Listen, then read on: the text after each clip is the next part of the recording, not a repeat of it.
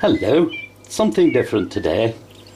You know I've got this thing about Russian bale seals, but there's a lot of seals, bag seals around in the country, and I saw these on eBay.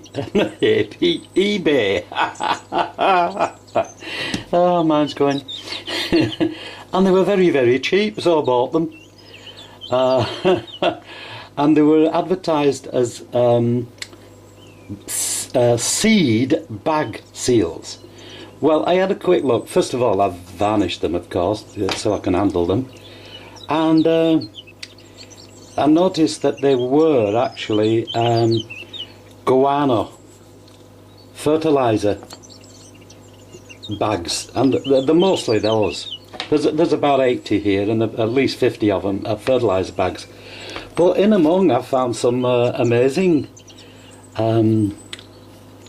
These are cloth bale clips, and they're pretty rare at my neck of the woods, but they seem to be quite common down in Essex.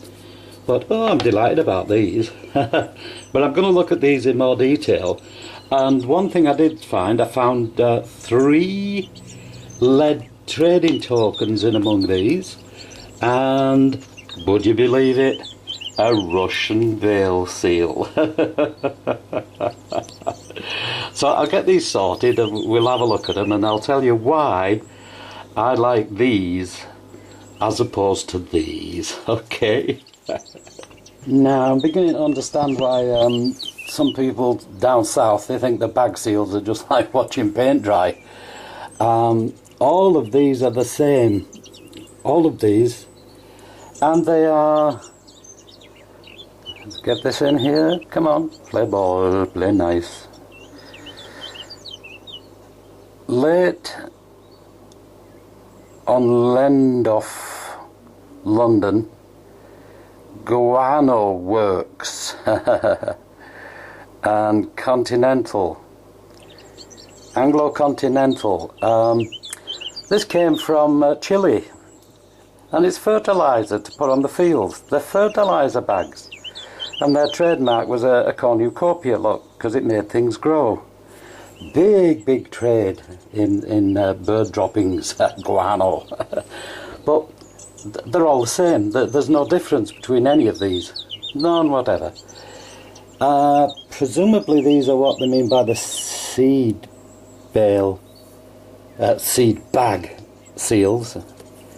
And they've just got odd bits of writing on, odd letters. And that's it. It tells you where they're from, I suppose. You'd look at bagseals.org and you'd figure out where they're from. CC among these letters here is Cars, and it's Cars Biscuits, Cars Biscuits. But that's about it, you know, no real interest. But what I did get in this little batch is 3 tokens. They're worn, but they're not bale seals. There's no holes in them. They are lead trading tokens. And the interesting thing I got, my goodness, these are rare as hen's teeth up in the north. They are cloth bale seals. I've had a few, but not this tiny. These are magnificent. I love these. That on there is a crown, but it's got a hole through it. Can you see the crown? This has got a portcullis there, look. Cloth bale clips. They're also called alnage seals. And the one here, the one with the portcullis, there's no weight shown. Usually it's stamped on the back. I think these are wonderful. Highly underrated. This nice one here, can't quite make out what it is. Is that... oh, there's a shield on there, look. Piece de resistance among that bunch was this. It's a Russian Flax Bale seal. Now, that should be LD on the top. It's in Russian, of course. It looks like an A, but it's a D.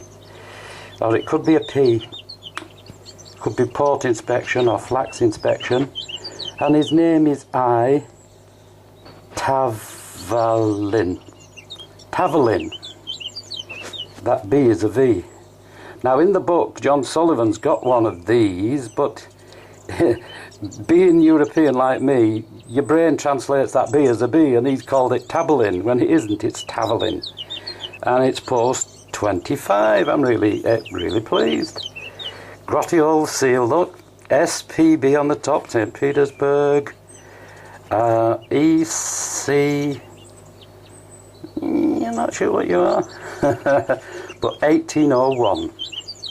Splendid. So, okay, these are bag seals, but to me they're just very lacking in information.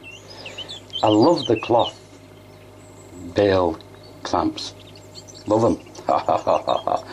But to my mind, you can't beat the Russian flax bale seals. I mean, they've got the date on, look, 1814.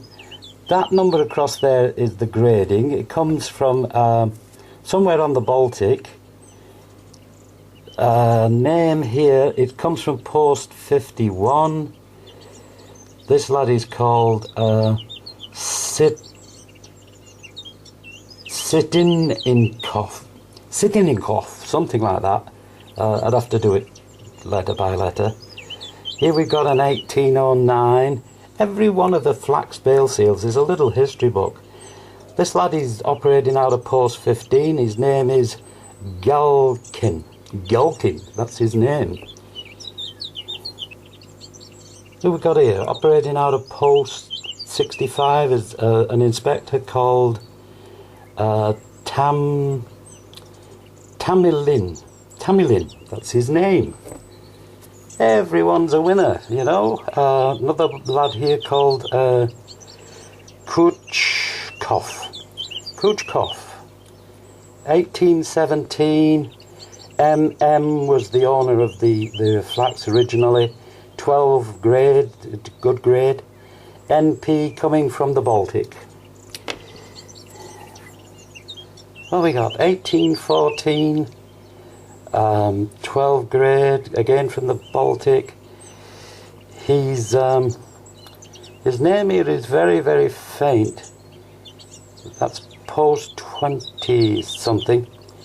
But when I put this on the database, I should be able to find another one of that kind and then figure out exactly what it is.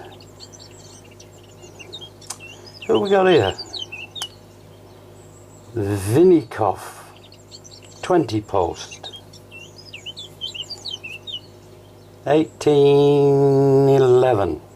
See how they get very distorted, and they're written in Cyrillic Russian, but it makes it very difficult. IMB, that's a B. 9 grade. That's not top quality. And then who we got here? Owner's name AG12H, out from the Baltic, 1800 or 1820, probably 1820. And I should be able to make something out of that. But this is why I go for the Russian flax seals, because everyone's a little history book. And I've got I've got 1,000 and what is it? 1,070 odd of these now. Nearly all of them different, all telling me a different story. I love them. But I can understand why when down south you're getting all the same kind of seals. But these cloth clamps, oh, they're wonderful. 1451. I wish, you know, mine are 1800. And you're getting stuff down south there with 1451 on it. My goodness. And one over here I do believe is 1618. Oh, wonderful. So that's the difference between bag seals and bale seals. They're both good in their own right, but I like bale seals. Till I see you next time. You take care. Bye.